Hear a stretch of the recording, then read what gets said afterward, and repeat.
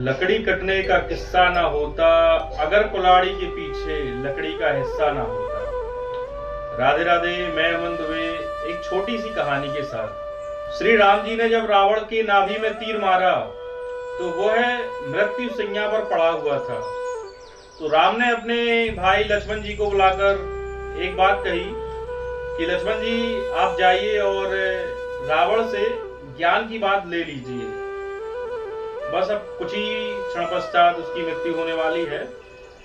तो लक्ष्मण जी को बहुत ही क्रोध आया, लेकिन बहुत ही विनम्र भाव से श्री राम जी से कहने लगे, भैया आप एक ऐसी बात कर रहे हैं जिसने पूरे हमारा शत्रु था रावण, आप उनसे ज्ञान लेने की बात कर रहे हैं। जिसने हमारी भाभी को छल से हर लिया, आप उससे ज्ञान लेने की बात कर रहे हैं।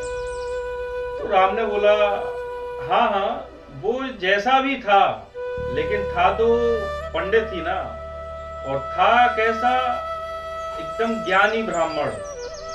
तो प्रज्ञान पंडित आज जैसे धरा से विदा ले रहा है, तो जाकर एक ज्ञान की बात उससे ले लो।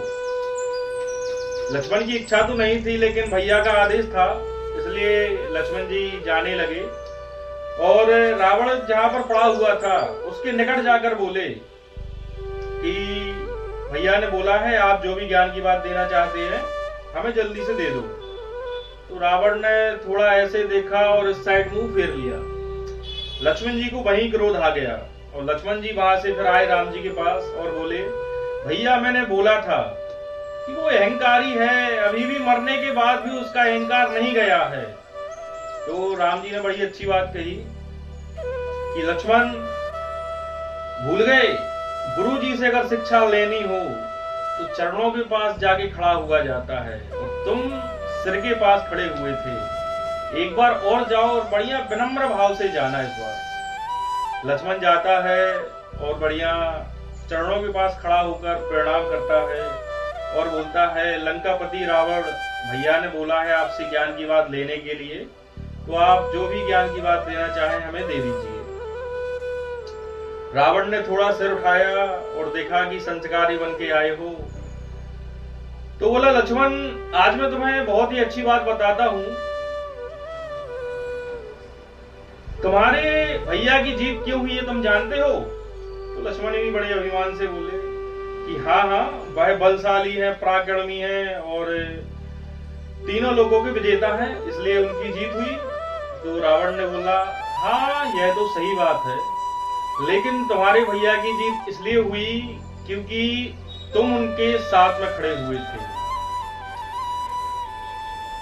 एक भाई का एक भाई के साथ खड़ा होना बहुत बड़ी बात होती है। जब आपकी लड़ाई में आपके अपने साथ देते हैं तो आपकी जीत निश्चित ही होती है। तुम अपने भाई के साथ खड़े हुए थे, इसलिए तुम्हारे भैया की जीत हुई। और जो मेरा भाई था वो मेरा साथ छोड़ गया था, और मेरा साथ छोड़ने के बाद तुम्हारे साथ मिल गया, जिससे जो मेरा बल था, मेरी एक भुजा थी, वो आधा हो गया। मैं कभी नहीं मारा जाता और ना ही मैं युद्ध कभी हारता, लेकिन मैं हारा क्यों? क्योंकि मेरे भाई ने तुम्हें भेद बता दिया कि मेरे जो प्राण हैं वो नाभि में छुपे हुए हैं, नाभि में तीर मारने से ही मेरी मृत्यु होगी। ऐसा मुझे ब्रह्मा जी से वरदान प्राप्त था। जब मैंने वर मांगा था तो वहां पर हम तीन भाई ही थे बस। अगर मेरा भाई तुमसे नहीं मिला होता तो इस जगत में मेरी मृत्यु हो ही नहीं सकती थी, और ना ही मैं कभी पराजय होता।